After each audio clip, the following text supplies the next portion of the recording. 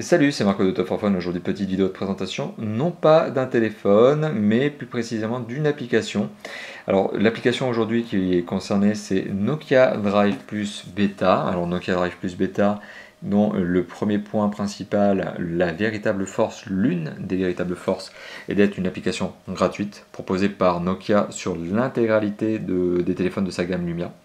Donc, c'est-à-dire l'intégralité des téléphones équipés d'un système d'exploitation Windows Phone. Donc l'application est gratuite, c'est déjà son premier bon point, c'est le premier point principal fort de cette application.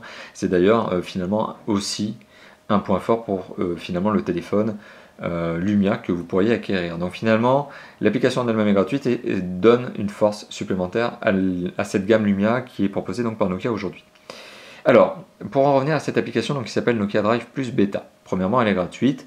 Elle est gratuite et sur le logiciel en lui-même et sur les cartes que vous pourriez avoir dedans. Alors, je vais ouvrir tout de suite l'application pour rentrer un petit peu dans le détail. Déjà, premièrement, les cartes sont de très bonne qualité. Il faut savoir qu'elles sont créées, elles sont réalisées par une société qui est l'une des sociétés leaders au monde dans la cartographie, qui s'appelle Navtech. Alors Navtech, pour rentrer dans le détail, c'est une société qui est donc l'un des leaders mondiaux de la carto, mais c'est surtout, enfin aussi plutôt, une société qui s'est fait racheter tout simplement par Nokia en 2007. Donc on est sur quelque chose qui est 100% propriétaire, et pour les cartes, et pour le logiciel qui exploite ces cartes finalement, et donc c'est ce qui permet finalement à Nokia de vous proposer une application gratuite. Voilà, donc c'est déjà un très bon point. Et puis forcément, Nokia s'est pas trompé en achetant Navtech, puisqu'ils ont quand même acheté un des lourds, un des gros du marché.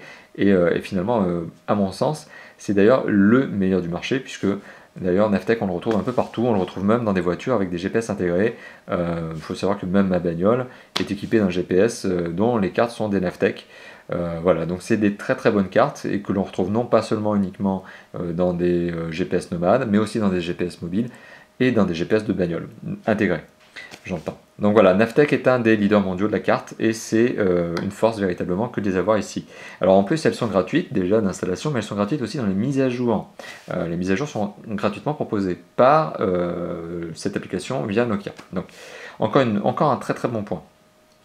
Alors pour revenir en plus sur la carte en elle-même, le GPS, donc ce téléphone, pardon, l'application de navigation, gère non seulement le mode portrait, mais aussi le mode paysage, tout simplement parce que dans le téléphone il y a un accéléromètre et le téléphone donc donne l'information et tout simplement le logiciel se conforme à votre utilisation. Donc portrait, paysage, paysage, portrait, donc premier point. Deuxième point, c'est que la carte peut être en 2D ou 3D, donc là on est passé de la 3D à la 2D. Personnellement je préfère utiliser la 3D, je la trouve plus classe. Mais voilà, d'autres utilisateurs pourraient très bien décider de l'utiliser en 3D ou en 2D, 2D, 3D, enfin bon, etc. Vous m'avez compris. C'est une carte qui présente d'autres points très intéressants que de vous proposer ce que l'on appelle les Points of Interest en anglais, donc c'est des POI, des points d'intérêt, ici qui sont appelés repères. Donc les repères ne sont ni plus ni moins que des lieux sympathiques, on va dire, indiqués sur votre carte. Alors les lieux sympathiques, c'est tout simplement, on le voit ici, hein, des stations-service, des parkings, des stations d'entretien automobile, etc. Donc voilà, le logiciel de carto et le logiciel de navigation, donc ce logiciel qui est Nokia Drive Plus Beta, gère finalement un certain nombre de choses positives, donc le mode portrait paysage, 2D, 3D, et un certain nombre de repères qui peuvent être affichés sur votre carte. Alors ça, c'est pour notamment la gestion de la carte. Alors justement, l'une des forces que je vous ai indiquées tout à l'heure au sujet de ce logiciel, c'est de vous proposer de la carte gratuitement. La carte de quoi? La carte de la France, à minima, elle vous est proposée gratuitement. Alors vous pouvez l'utiliser de deux manières, ce GPS, vous pouvez l'utiliser en online, c'est-à-dire que vous allez vous déplacer et finalement votre téléphone va télécharger la carte en temps réel via une connexion 3G ou 4G par exemple, en fonction de votre opérateur, et donc afficher la carte sur votre téléphone. Donc ça, c'est une connexion finalement internet mobile. C'est plutôt désavantageux dans le sens où ça va vous consommer de la data. Si vous n'avez pas de forfait data illimité, ça va juste vous faire très mal au portefeuille. Et si vous avez par contre un forfait limité, ça va juste vous consommer votre capacité maximale de data utilisable par mois sur votre forfait. Parce que tous les opérateurs aujourd'hui mettent ce que l'on appelle en place des fair use, c'est-à-dire que vous ne pouvez pas dépasser un certain nombre de gigaoctets de data consommés par mois avant de malheureusement tomber dans une dégradation du service. C'est-à-dire qu'en fait, finalement, quand vous arrivez à ce niveau de data à consommer, votre opérateur diminue la vitesse de votre connexion Internet mobile. Donc c'est super sympa de la part de l'opérateur. En tout cas, lui, ça le prévient justement d'avoir des connexions un petit peu bizarres et d'avoir des surutilisations pardon, de la part des internautes mobiles. Vous, ça vous pénalise tout simplement en tant qu'utilisateur. Donc, clairement, vous pouvez l'utiliser en online pour revenir sur cet aspect-là, mais vous pouvez surtout l'utiliser en offline. Donc offline, vous téléchargez les cartes. Alors, comme je vous l'ai indiqué, vous pouvez télécharger la carte de la France. Vous pouvez même avoir une gestion plus fine que ça, puisque vous pouvez télécharger uniquement des régions de la France. Alors il faut savoir que la carte de la France pèse 597 MO, comme on le voit ici, donc 600 MO, c'est pas extrêmement lourd. Ce téléphone-là, notamment qui est le Nokia Lumia 920, a tout simplement 32 Go de mémoire, donc c'est pas ça qui va vous pénaliser beaucoup. Mais l'autre point positif finalement, c'est tout simplement de pouvoir vous proposer la quasi-totalité des cartes dans le monde, et toujours gratuitement. Donc on est sur un GPS qui n'est pas uniquement national, mais on est sur un GPS qui est mondial. Alors je dis quasiment la totalité du globe, il y a certains pays, par exemple d'Afrique centrale, qui ne sont pas couverts par Navteq et qui ne fait pas de carte sur ces pays-là. Par contre on le voit ici, notamment donc, le bloc continental africain, le bloc continental Amérique du Nord, Amérique du Sud, Asie, Australie, Océanie et Europe sont couverts, donc notamment c'est tous les blocs continentaux finalement, et l'Europe est totalement couverte. C'est-à-dire que si vous avez envie de télécharger la carte de l'Albanie, de l'Allemagne, de l'Andorre, Autriche, etc., eh bien vous pouvez, elles sont gratuites, elles sont à libre disposition, il vous suffit de cliquer dessus, voire d'adopter une démarche plus fine puisque vous pouvez télécharger uniquement des régions. Par exemple l'Espagne vous permet d'utiliser uniquement, enfin de downloader uniquement certaines régions par exemple, donc c'est vraiment une gestion très très fine. Et forcément, mais comme je vous l'ai évoqué, les cartes sont gratuites et elles sont mises à jour gratuitement. Donc là, pour le coup, j'ai téléchargé l'intégralité de la carte France, juste pour l'occasion du test. Mais j'aurais pu aller beaucoup plus loin et télécharger la totalité des cartes Europe, par exemple. Ce qui, par contre, m'aurait probablement consommé un peu plus de data. Un peu plus, pardon, de mémoire, pas de data. Parce que je les ai téléchargés en Wi-Fi, pour information. Alors, une fois revenu sur la carte, justement, en elle-même, alors on remarque qu'on a aussi d'autres informations qui sont sympathiques, on a ces petits points là. Donc ça c'est les repères, donc c'est les fameux points d'intérêt, les points of interest en anglais, que l'on retrouve régulièrement sur le GPS, qui sont ici symbolisés par des repères, donc on peut désactiver ou activer cette notion de repère, et la notion de repère permet tout simplement d'avoir des indications de station-service sur la carte. Voilà, donc là voilà, je sais que j'ai une station-service pas très très loin de là où je me trouve. Point positif. Alors autre point, c'est effectivement, comme je l'évoquais tout à l'heure, c'est d'avoir une gestion du mode portrait paysage, paysage-portrait. Donc là je passe volontairement en mode paysage pour me permettre d'avoir un affichage qui me semble en tout cas plus agréable, plus conforme, plus habituel. Sachant que, bien évidemment, je vous ai indiqué le mode 2D, 3D, voilà. Vous pouvez enregistrer votre position, très très bon point, c'est-à-dire que vous pouvez mémoriser la position sur laquelle vous vous trouvez, et définir par exemple que c'est votre domicile ou votre bureau, ça vous permet donc tout simplement de naviguer plus facilement, de ne pas avoir de saisie à faire de la fameuse destination que vous devriez définir. Alors si je rentre dans les paramètres, juste pour vous montrer une autre notion, la notion de la couleur de la carte. Alors elle peut être automatique jour-nuit. Alors tout simplement le téléphone gère la luminosité de la carte en fonction de l'heure qui est affichée sur votre téléphone. Alors par exemple, si le téléphone reconnaît que nous sommes en mode nuit, eh bien tout simplement il va passer en grisé. Alors là je force l'affichage, et vous voyez qu'on est passé en gris anthracite, gris foncé, ce qui finalement a pour but de moins agresser votre œil, avec une luminosité moins forte. Mais comme il est 22 heures passées quand je vous fais cette vidéo et que j'ai envie de vous montrer finalement quelque chose qui rend un petit peu mieux, eh bien je vais tout simplement forcer l'affichage en mode jour. Mais j'aurais pu très bien laisser en mode automatique. Donc voilà, on est sur une carte qui est en affichage gris clair. Bon, à mon avis, c'est quand même plus sympathique pour la carte. En tout cas, pour la vidéo. Alors, là, à l'instant, vous venez peut-être de voir une information supplémentaire s'afficher sur cet écran, c'est notamment la notion de vitesse. Il faut savoir que lorsque vous vous déplacez sur la route, et bien évidemment si la carte est renseignée sur cette information-là, vous avez la notion d'indicateur de vitesse limite, c'est-à-dire la vitesse limite à respecter.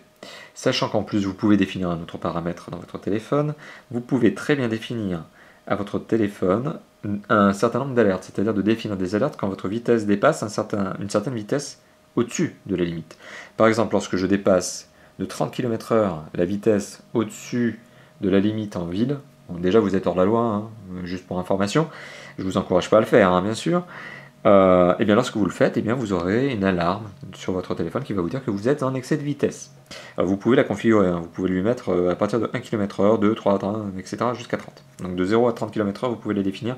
Idem lorsque votre vitesse dépasse 80 km/h. Donc ça c'est typiquement lorsque vous êtes au-dessus du périphérique sur une nationale, sur une voie express, sur une autoroute. Et bien voilà, vous pouvez très bien décider d'avoir ce genre de choses. Vous pouvez aussi changer le niveau d'unité, métrique, kilométrique, mètre, kilomètre, pardon, ou miles, voilà, tout simplement, voilà. C'est les différentes notions de distance, d'unité.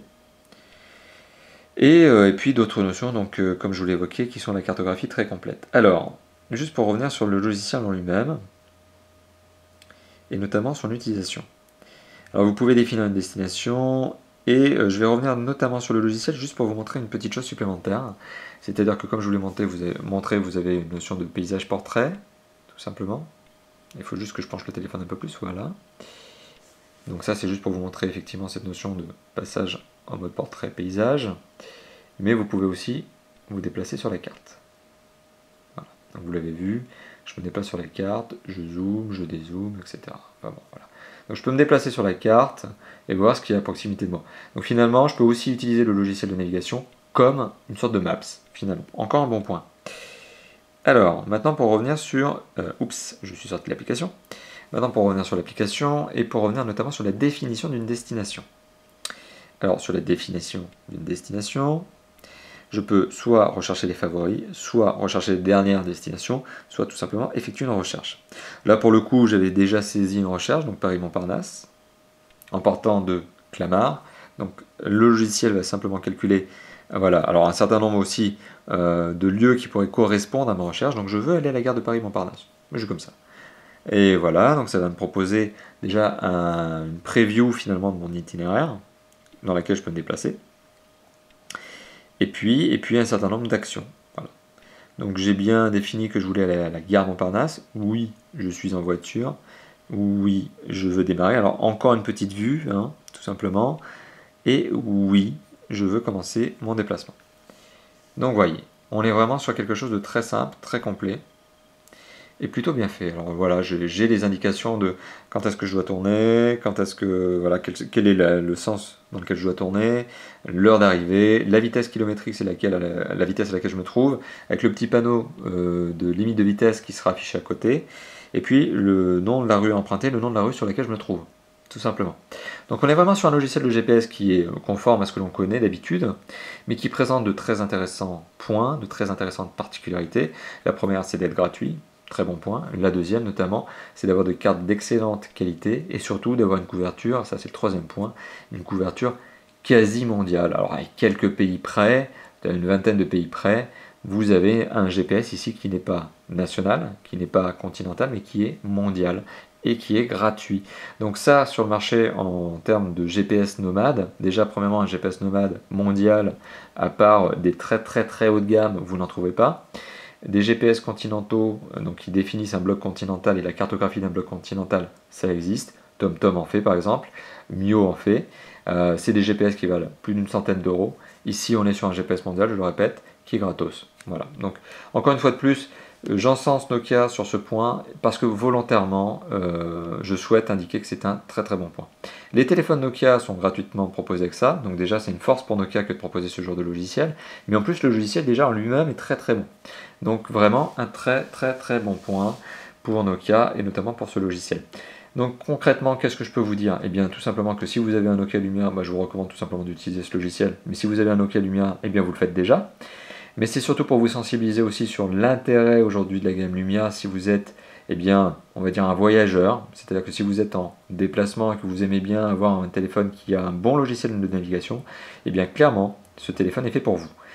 Concrètement, moi aujourd'hui, il faut savoir que je suis un très grand consommateur, en tout cas un très grand utilisateur de logiciels de navigation. Alors effectivement, comme je vous l'ai indiqué, j'ai un véhicule qui est déjà équipé d'un système de navigation interne, mais qui ne se met pas à jour lui, et dont les cartes sont la plupart du temps, eh bien, on va dire obsolète pour être poli. Donc c'est ça le gros défaut de ces logiciels de navigation embarqués dans les voitures, qui sont des logiciels de navigation dans des GPS intégrés, c'est d'avoir un coût de mise à jour extrêmement élevé. Là on est sur une mise à jour qui vaut 0 €, sur un logiciel qui en plus vous suit partout avec vous dans votre téléphone, puisque vous pouvez changer de voiture, ce qui m'arrive, et justement avoir votre téléphone avec vous. Donc personnellement en termes d'utilisation, moi je suis extrêmement satisfait de ce logiciel, parce qu'il correspond vraiment à mon utilisation, on va dire, nomade, et notamment mon utilisation d'automobiliste tout simplement. Alors voilà, c'est tout simplement un bon logiciel que je vous recommande, notamment dans la gamme Lumia, hein, tout simplement. Alors voilà, merci d'avoir visionné cette vidéo, elle sera publiée sur notre chaîne YouTube, comme d'habitude, la chaîne YouTube étant Top for Phone, tout simplement. Elle sera également publiée sur notre blog, top-for-phone.fr. N'hésitez pas à commenter la vidéo, n'hésitez pas à commenter ma manière de vous présenter hein, cette application, mais aussi l'application en elle-même. Si vous avez quelque chose à dire sur l'application, ce que vous en pensez, n'hésitez pas. Je tâcherai également de répondre à vos questions, si vous en avez. Voilà, n'hésitez pas à nous dire tout simplement si on est dans le bon sens, si cette vidéo par exemple est une vidéo qui correspond à vos attentes, si le fait de vous proposer des applications en démo ou en test eh bien, est une bonne chose, ou si finalement c'est carrément quelque chose qui ne vous intéresse pas, vous pourrez très bien nous le dire, ou s'il y a des optimisations à faire sur ces fameuses présentations. Voilà, donc merci d'avoir visionné cette vidéo, on vous dit à bientôt, ciao ciao.